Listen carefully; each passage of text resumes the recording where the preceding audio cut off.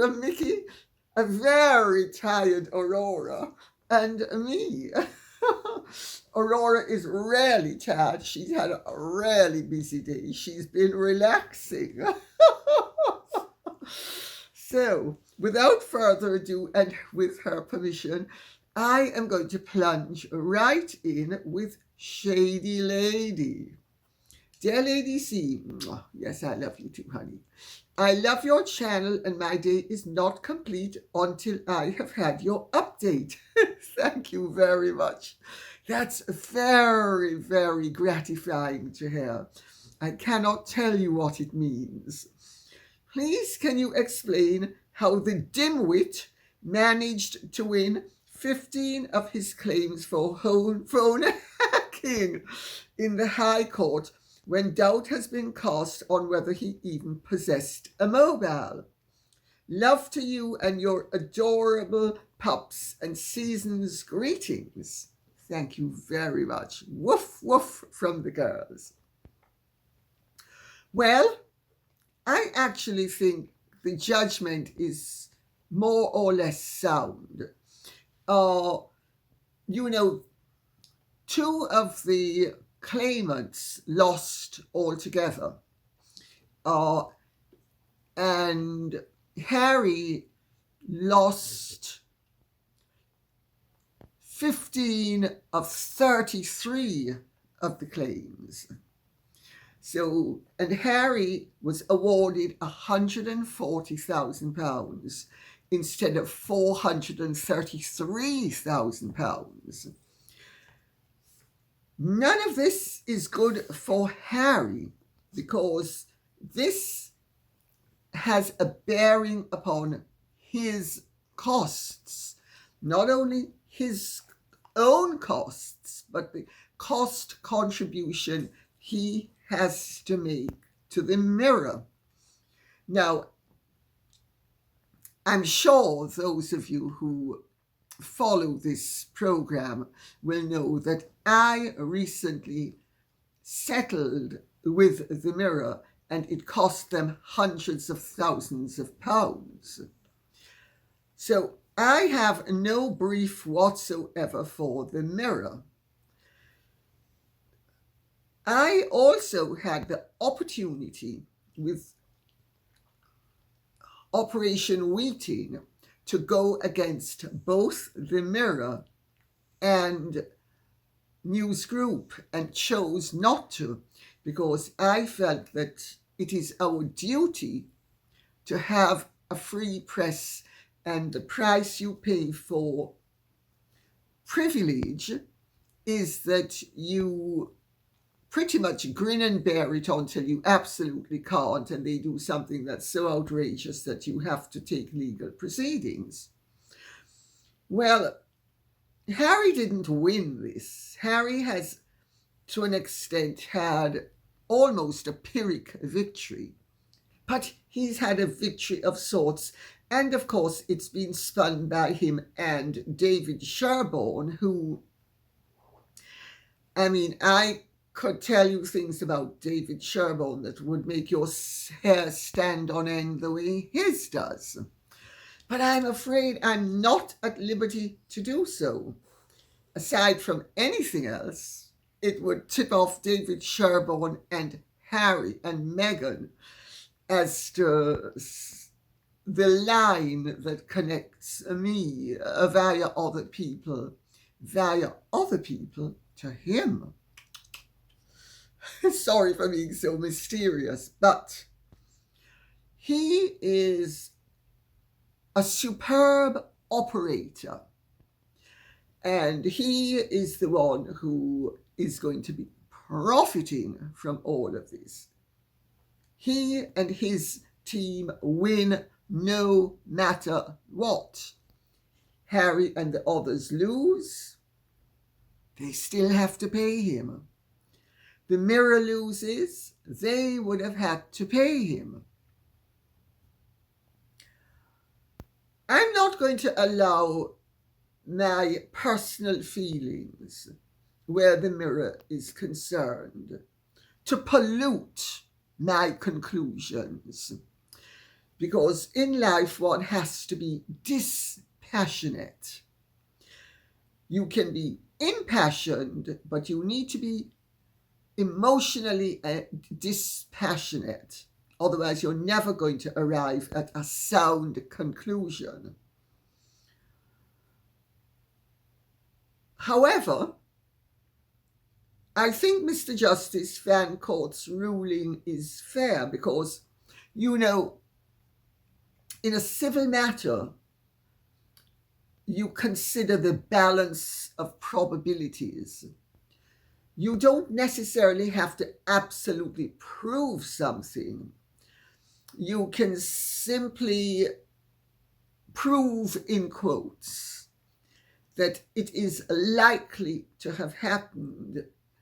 In other instances, it had happened, therefore it makes it likely it happened in yours. But Mr. Justice Fancourt's ruling was really interesting, and I'm going to read some of it out to you, because he is quite measured, but when you read between the lines, it's not so good. And incidentally,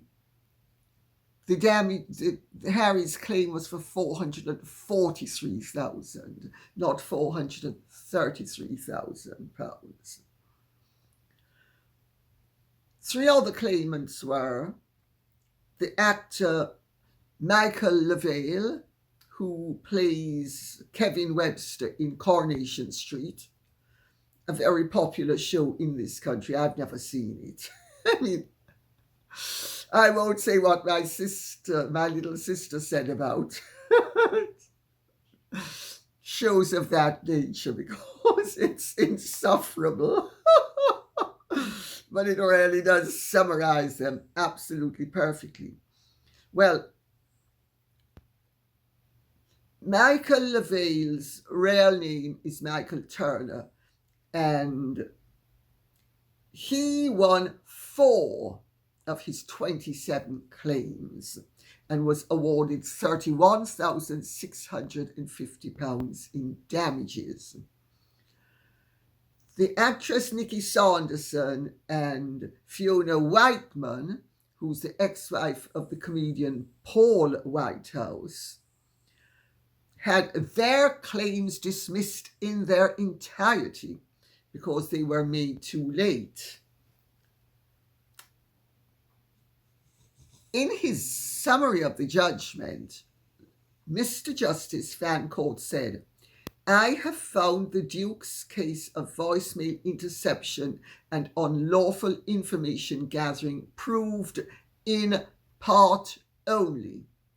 I found that 15 out of the 33 articles that were tried were the product of phone hacking of his mobile phone or the mobile phones of his associates or the product of other unlawful information gathering." And at this point, I'm going to interject and say the period covered was 2003 to April 2009, when by common consent, phone hacking and illegal news gathering was rife in Fleet Street. So Mr. Justice Fancourt could not have ignored that aspect of the case. But I continue with Mr. Justice Fancourt's statement. "I consider that his phone was only hacked to a modest extent." There we go. "And that this was probably carefully controlled by certain people at each newspaper." 3 newspapers were involved: the Daily Mirror, the Sunday Mirror, and the Sunday People. However, it did happen on occasions from about the end of 2003 to April 2009, which was the date of the last article that I examined. There was a tendency for the Duke, and wait for it, in his evidence to assume that everything published was the product of voicemail interception, because phone hacking was rife within Mirror Group at the time. But phone hacking was not the only journalistic tool at the time, and his claims in relation to the other 18 articles do not stand up to careful analysis. Sorry. I have accordingly awarded the Duke damages in respect of each of the articles and invoices where unlawful information gathering was proved. I have also awarded a further sum to compensate the Duke fully for the distress that he suffered as a result of the unlawful activity directed at him and those close to him. I recognize that Mirror Group was not responsible for all the unlawful activity that was directed at the Duke, and that a good deal of the oppressive behavior of the press towards the Duke over the years was not unlawful at all. Mirror Group, therefore, only played a small part in everything that the Duke suffered, and the award of damages on this ground is therefore modest.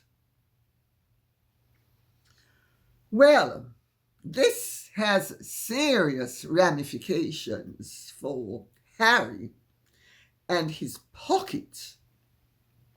But we are going to get to that in a moment, because one of the questions that's been asked touches upon costs and who pays what and who's liable for what. And I want to explain to you how this works, because otherwise, this is being spun as a great victory for Harry.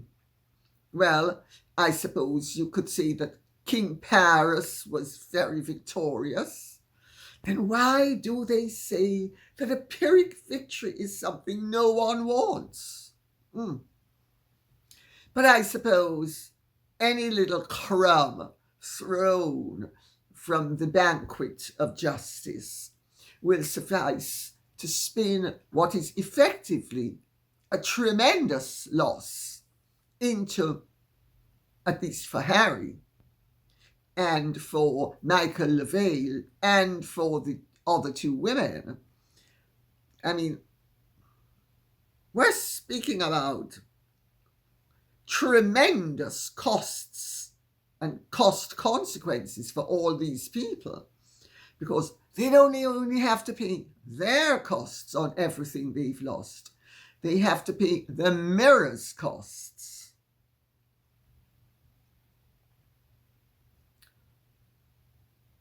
Maginot says, Prince Harry awarded $180,000 in damages after UK court rules he was victim of newspaper phone hacking. Harry was right this time.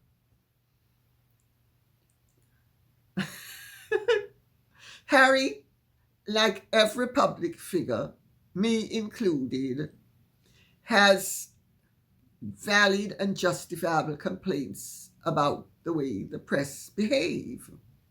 So, he wasn't particularly right, though. And if I were Harry, I would be seriously thinking that David Sherborne is somebody I should be watching. He's quids in and I'm quids out.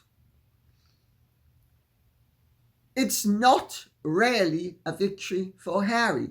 It's a partial victory with a tremendous loss.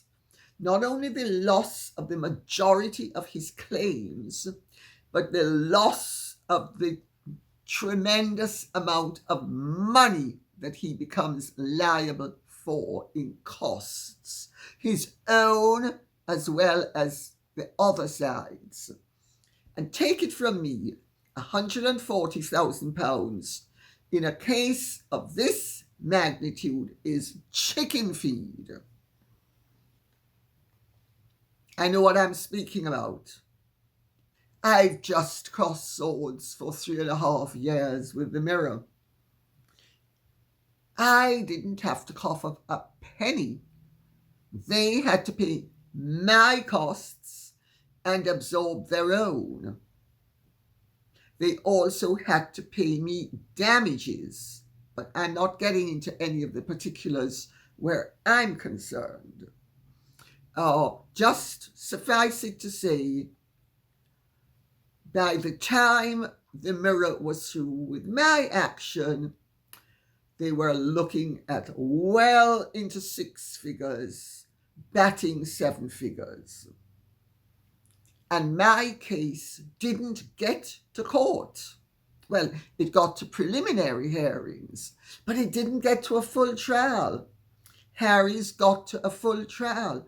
Do you know how much David Sherborne is on per hour? And all of the other people as well? I mean, I can tell you something. If you're really greedy, marry a lawyer, especially one who's as sharp as David Sherborne.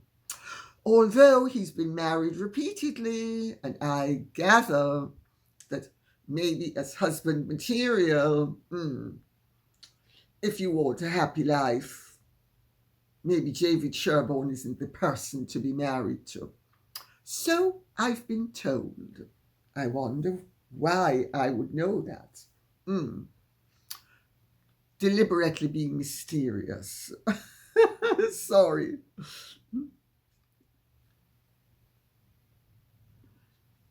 User VD4SE2LT8S says.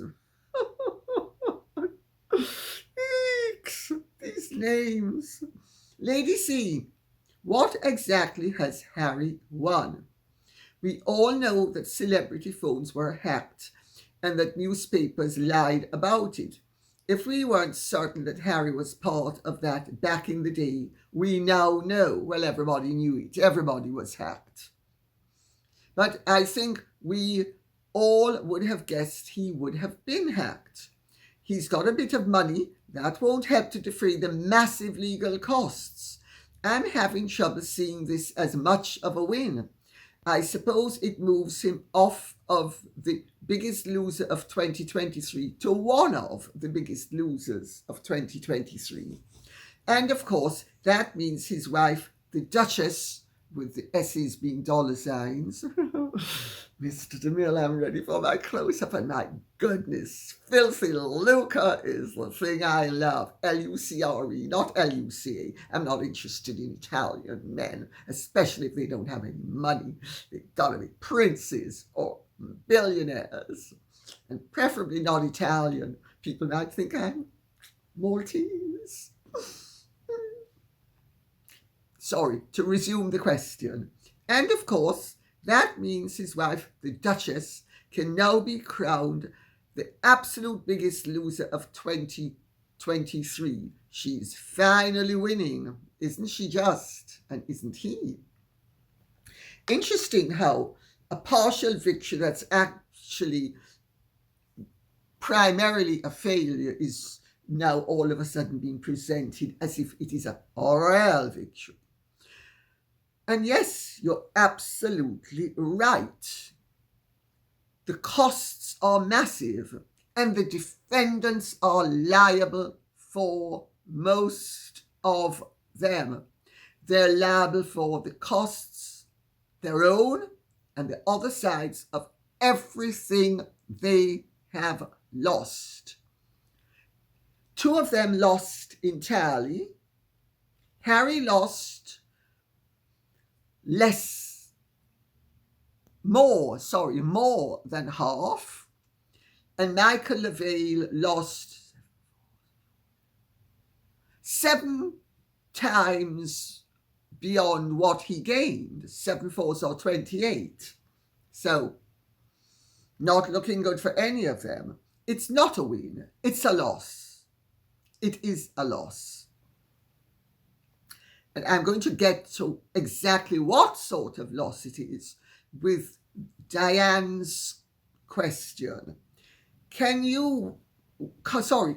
wait to hear your comments on Harry's court settlement with Mirror Group.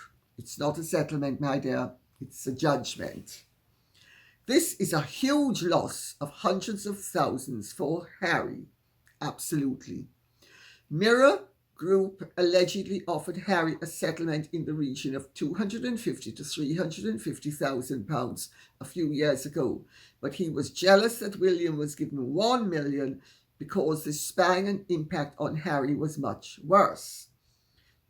On William was much worse. If you remember, Prince William donated his award to Harry's charity Invictus Games.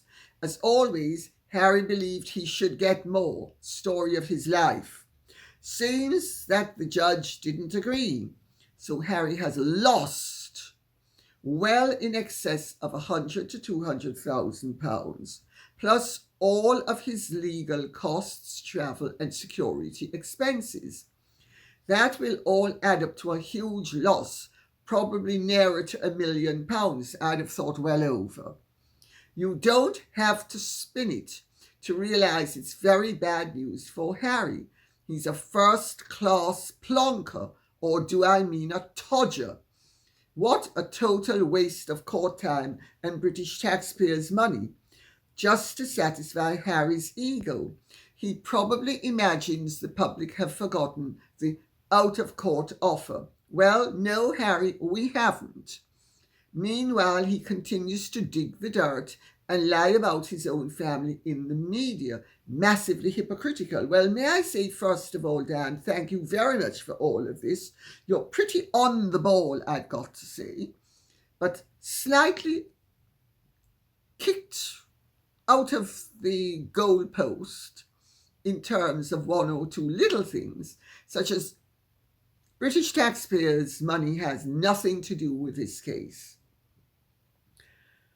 If they have not been insured against the loss by insurance companies, they are personally liable, each of them, for everything they have lost and everything the Mirror has lost. You say you think Harry's costs are approaching £1 million. I would be very surprised that they're not well in excess of £1 million. Not only his own costs, but the Mirror's costs. Because remember, Harry has lost more than he won. There is another aspect to this. If the Mirror paid a certain sum into court and Harry didn't beat that sum, that means Harry is liable for absolutely all their costs, as well as all of his own. So Harry would, at the moment, Harry's costs will be Harry will benefit to 1533 proportionately and lose commensurately in terms of his costs and the Mirror's costs.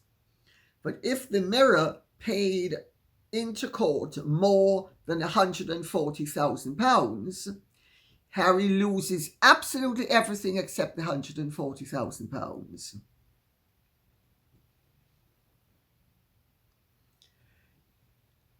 That means he's most likely looking at £2 million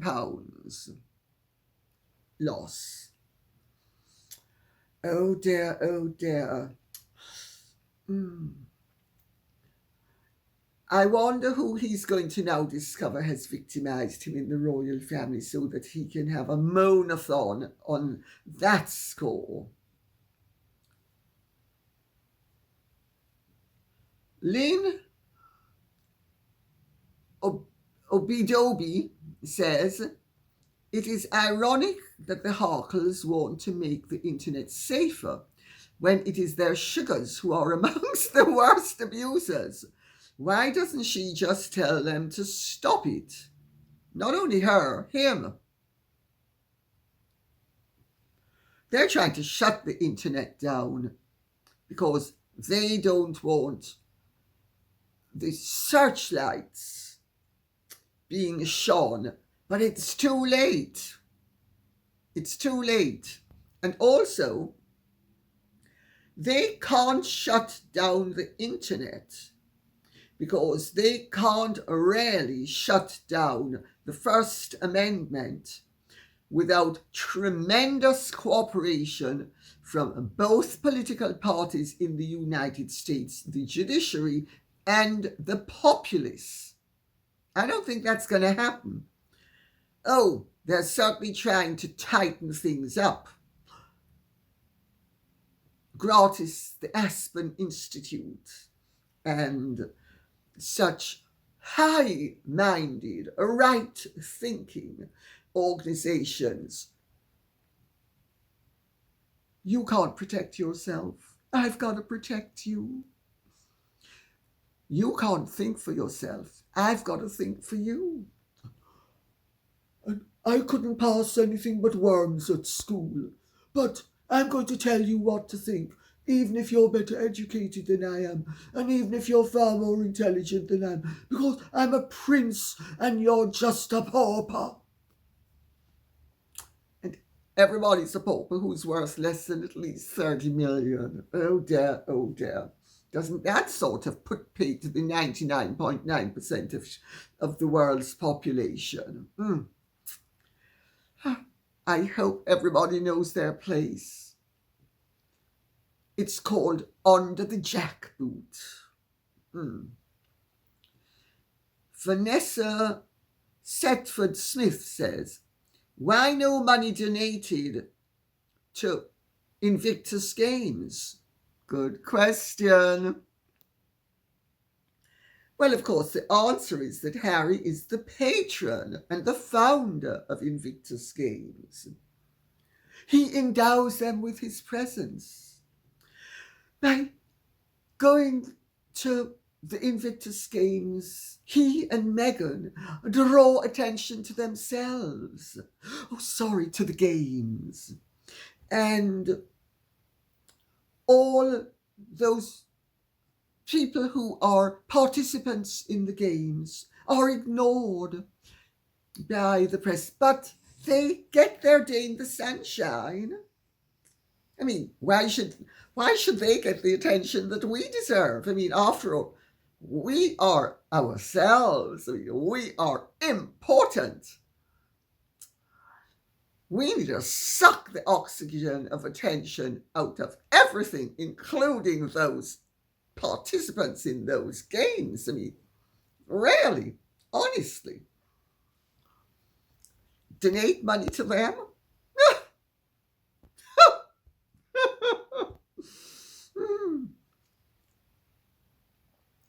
Harry and Meghan's foundation is not a charity. It is a tax-dodging wheeze. And it is created to not only dodge tax, but to present a far greater aspect of success than they have actually achieved or will ever achieve, so that they can pose as heavy hitters and big boys in the big boys game when they are infants. They're having to move around that $12 million like it's a flea jumping from one bit of a scabied body to another. It's smoke and mirrors. It's a BS, to be blunt about it all. It's BS. It's just the sort of BS that Hollywood specializes in. Pump everything up and pretend it's bigger and better than it is. You know, all those palaces that are made out of cardboard, and there's just the facade with nothing behind. Meghan was really brought up in the right world for what she's about, and she's certainly dragged him into it. And he's not been kicking and screaming. Let's remember that. Stephanie says, Lady C, I think Scobie really stepped in it when he tried to villainize her late Majesty Queen Elizabeth II for having the audacity to offer Meghan Markle the counsel of her Ghanaian black equerry, Lieutenant Colonel Nana Kofi Twumasi Ankara, framing this as some type of insult. You know she is going to come out and try to tokenize this poor gentleman, implying that the Queen only had one person of colour attendant that she could offer, an obvious lie. However, this has led me down the rabbit hole to find out what a lovely man Lieutenant Colonel Nana is. And this I'm reading out because he was tremendously respected by the Queen. He has been a revered figure at the palace, and he deserves to be put in his proper context. He moved to the United Kingdom from Ghana in the early 1980s, served more tours of duty in the Middle East than Harry ever did, and considered it the highest honour to serve in Her Majesty's Guard. There is even a video you can find on YouTube that he did for the Foreign, Commonwealth and Development Office's Britain's Through My Eyes series, 12 years ago, ! Where he talks about Britain's open and democratic society. Shades of Trevor Phillips, former head of the Race Relations Board. But let me not interrupt.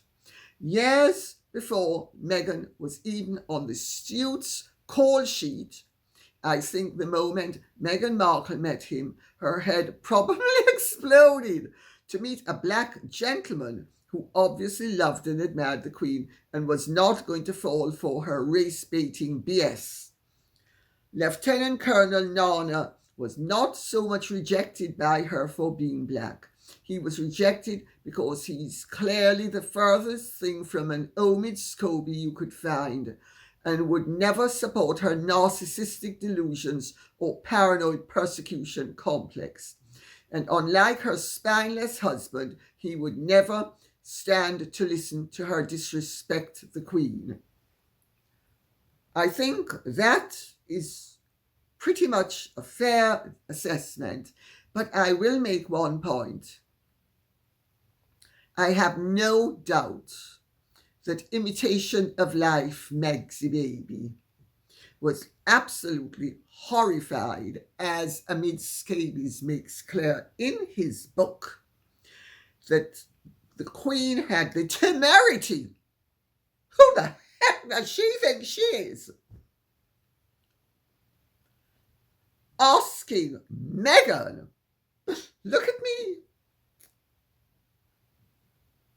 fair-skinned, as Chris Rock said, I've won the fair-skin lottery, and I'm supposed to be taught by a black man? A black man!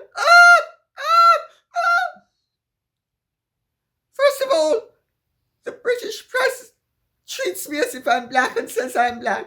Now, the Queen, she's sending a black man to help me. This is insupportable. I mean, how dare they?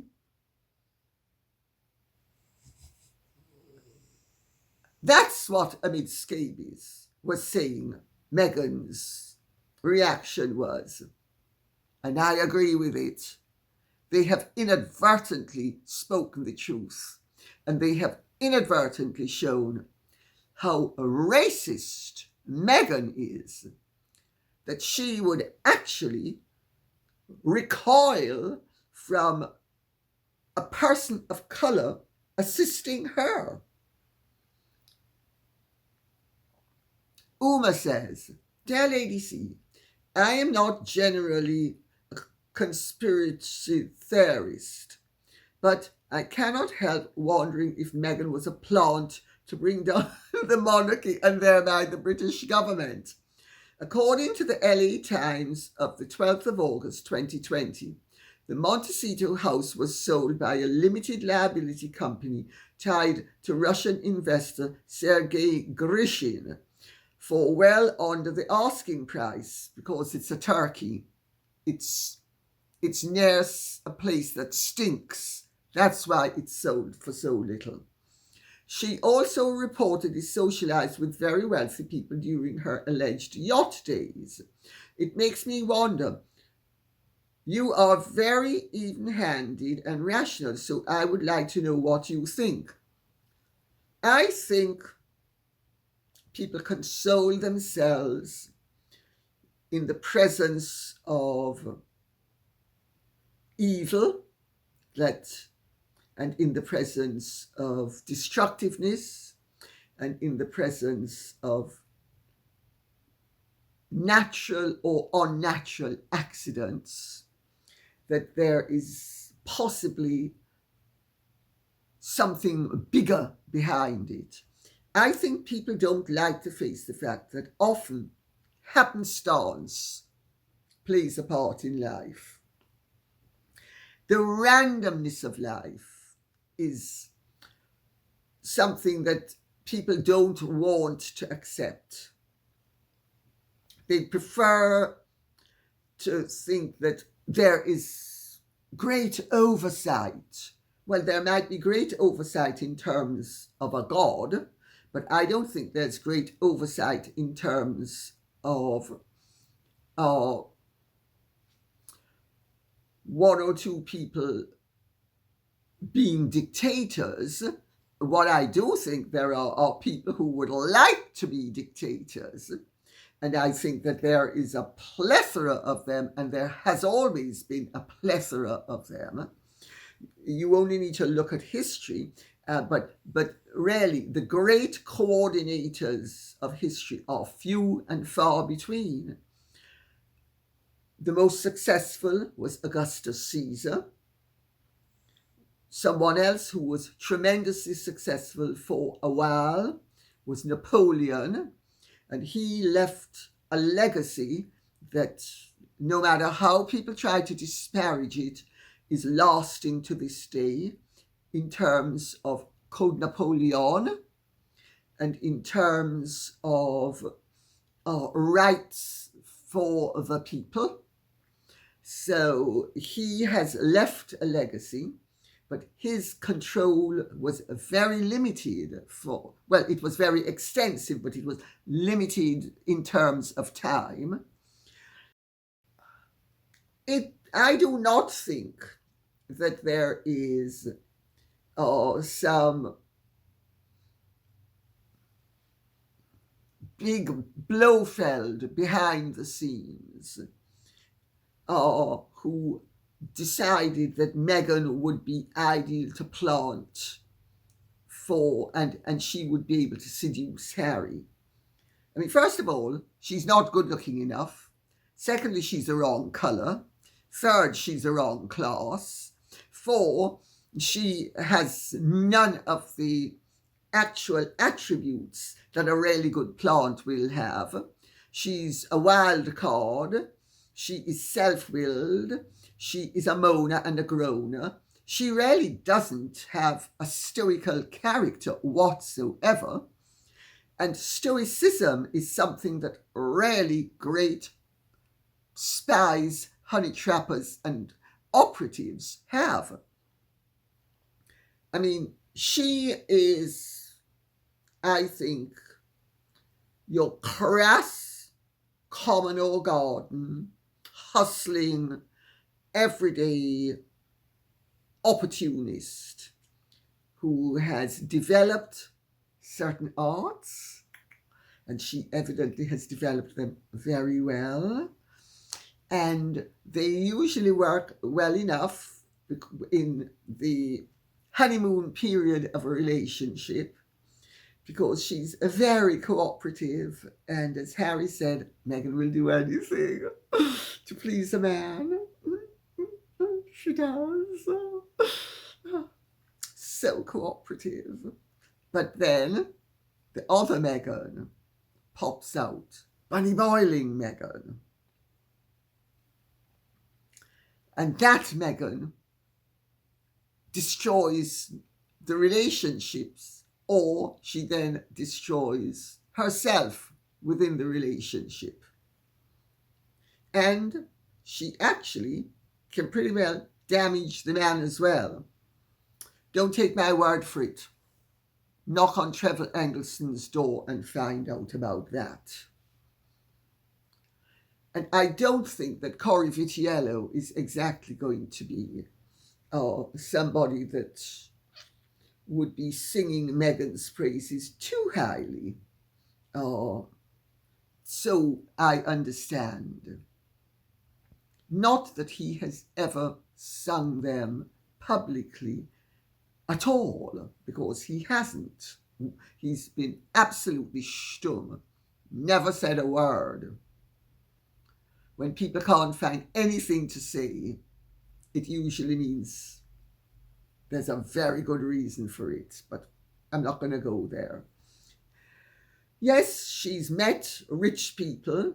She's not the only hustler who has milked the system and worked all her natural talents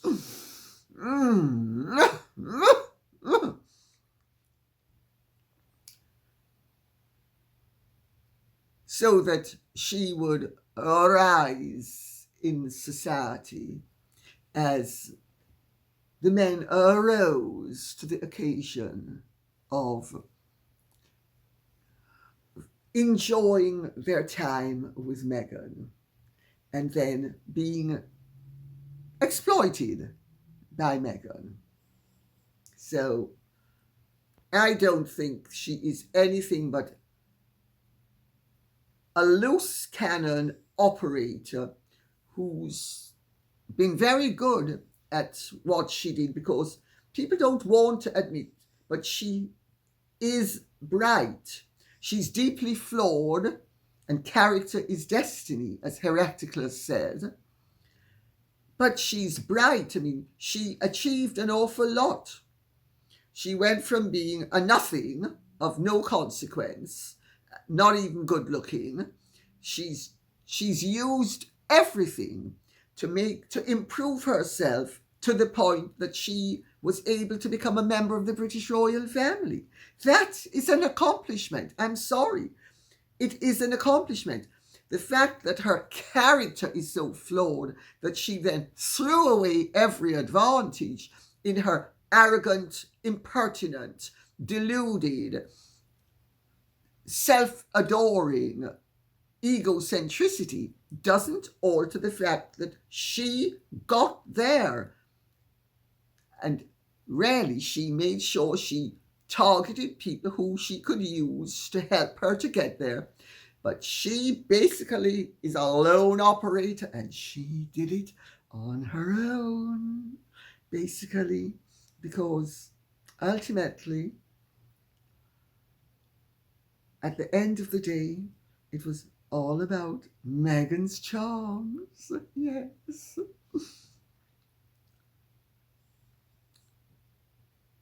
Quirt says, Lady C, have you watched the last series of The Crown? These last episodes covering after Diana's death have really stuck the knife in with Harry. They have really done William and Catherine's story really well. No doubt Harry will be fuming in Montecito, as he does not come off well, thank goodness, and hurrah, Meghan isn't even in it. Laugh out loud. Fabulous. No, I haven't looked at it, and I'm not going to look at it. I have no desire to look at it. I know what the fact was, and I don't want to see the fiction.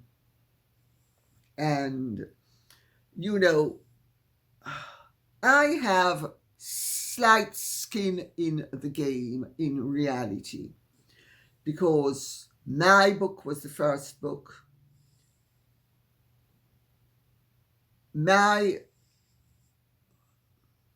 Diana's contribution to me was actually quite outstanding in many ways. And I don't wish to see fabrications about people who lived and who are dead even. But even if they're not dead, well, I suppose if they're alive, I'd be more interested in seeing it to see what's accurate and what's not. Because then at least you could maybe make a contribution. But she's dead. What? I don't want to see any of it. No, thank you. Not interested. And the final question is Mark Sinclair. Enjoy your great insights and willingness to expose truth. Thank you, the truth. Could you please inform us of what you know of the Harris family in Jamaica, especially Kamala's grandfather owning slaves before 1939? They have the MSM covering for them. I understand that even newspapers in Kingston have purged archived articles about the Harris family owning slaves to work on their plantation. What other blood has mingled with Kamala's? Thank you for your courage to expose this. My understanding is that the Harris family immigrated from Scotland. So what is the bloodline after that regarding Kamala? Thank you again for your truth-telling. Well, I don't know that much about the Harris family. I have a great friend who knows an awful lot about them, and she has filled me in. Kamala Harris's father was from a very eminent upper middle class and what they called in those days colored family in Brownstown. And some of his ancestors were slaves, but some of them were slave owners. And the family is what's called in Jamaica a Brownstown family. They owned property there. I think they still own property there. She comes from a very well-educated background. Her mother is Indian, but her father is mixed race. And yes, he owned slaves. But I'll tell you something. Black people owned slaves. Freed blacks owned slaves. You only need to read Mary Seacole's memoirs to see that it wasn't only reserved to places like Jamaica. Panamanian freed blacks owned slaves. I mean, it's really very boring and very ignorant and very tiresome that there seems to be the belief that the only people who were ever slaves were black people, and the only people who ever owned slaves were white people. Well, white people were slaves. More white people were slaves than black people. Black people were slaves as well. Black people captured and sold black people into slavery to white people who transported them across the Atlantic to the West Indies, South, Central, and North America, where freed blacks also owned slaves. Kamala Harris is not unique, and also Kamala Harris has nothing to do with what happened to her many times great-grandparents, those who were slave owners and those who were slaves. And incidentally, slavery was abolished by Parliament in this country in 1833, a transitional period of 4 years. It was implemented in 1834 to 1838. Thereafter, there was no slavery in British territories. There was slavery in the Spanish and the American territories, and the Brazilian territories, but there was no slavery. And the Dutch I don't know about, so I'm not going to even go there. But there was certainly none in the British territories after 1838. So she comes from a slave-owning background. So what? That's nothing to be ashamed of. I'm sorry. What's there to be ashamed of? Slavery, until the latter part of the 19th century, was the norm in absolutely every civilized society from the beginning of time. Jesus lived in a slave-owning society. Muhammad lived in a slave-owning society. Buddha lived in a slave-owning society. Are we going to say their message shouldn't be listened to because they lived in a slave-owning society and didn't stop it? I mean, I do wish these ignoramuses would have a reality check and grow up and stop bleating like donkeys and goats. I mean, just ridiculous. So I hope that answers it. And whatever Kamala Harris's successes or failures, the fact that she comes from a slave-owning as well as an enslaved background is insignificant. It's nearly 200 years ago.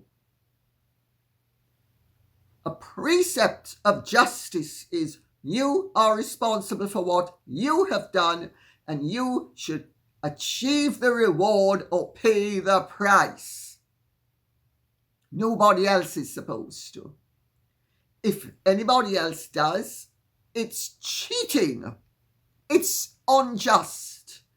When are we going to wake up to the fact that this whole race baiting movement is very destructive, not only societally and in terms of race relations, but in terms of the implementation of morals and ethics and principle? I mean, crikey, it just infuriates me. And on that note, I will say thank you very much for listening. I hope this has been of some interest to you. If it has, please keep the questions and comments coming in. Okay, thank you so much. God bless. And if you have really enjoyed this, would you care to like, share, subscribe, press the notification bell, and Godspeed.